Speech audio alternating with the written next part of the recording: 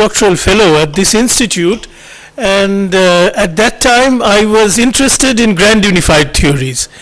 And it was just at that time that Nobu was working on the proton decay experiment.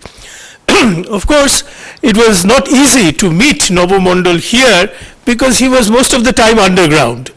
But occasionally he did appear, and we got to know each other rather well.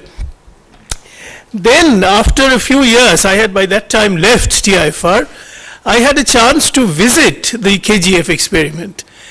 And Nobu was very happy that I was there. He had told me about the experiment many times. There was a conference here on baryon number non-conservation, EcoBAN, the first EcoBAN meeting.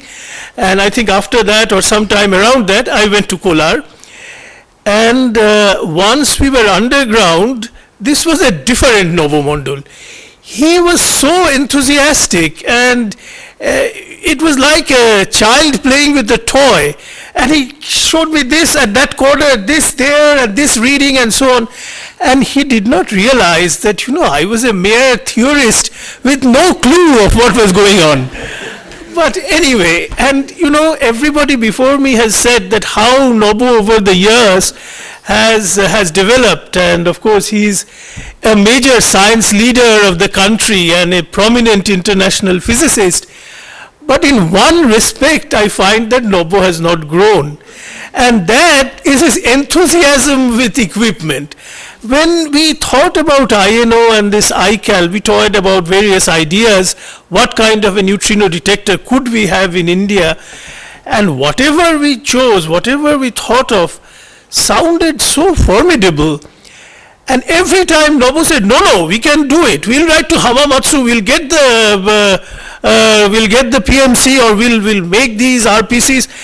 Whatever choice, Nobu would never say that this is impossible for us. This is a quality from which I think all of us, I personally certainly learned, but I think all of us have a lot to know. This aspect of Nobu, that this enthusiasm that, as I say, he has not grown up, also helps in another way. I and Nobu on a couple of occasions have been to universities trying to campaign to students to join INO. And invariably, Nobu gave one talk and I gave one talk, and at the end of the sessions, I was sipping my tea and chatting to some other people, maybe some of the professors, whereas Nobu was the center of a huge crowd of students, very enthusiastic. They wanted to join INO the next day. That is because he can strike the right chord with the students. His basic, how shall I say, childlike enthusiasm is conveyed very easily to the students. The other aspect about Nobu, which I'll brief, the other aspect which I must mention about Nobu before I finish is the following, that I have been on the program management committee of INO for some time, and occasionally I have had to call him up, to phone him to discuss some important point. Now, Nobu obviously is a very busy person. He is probably at that very moment in some meeting, or he's discussing with his students, or perhaps he is discussing about INO with people. But when he talks on the phone, it is as if I am the only person in the earth. He gives me all attention and very carefully and very politely, never in. It's incredible. I think these are qualities which are very rare, and we are very fortunate to have a person like Nobu leading INO. I must also say that while we see the one is Nobu doing all this so fantastically well, but behind the scenes Swapna must be working equally hard, and we should always bear in mind.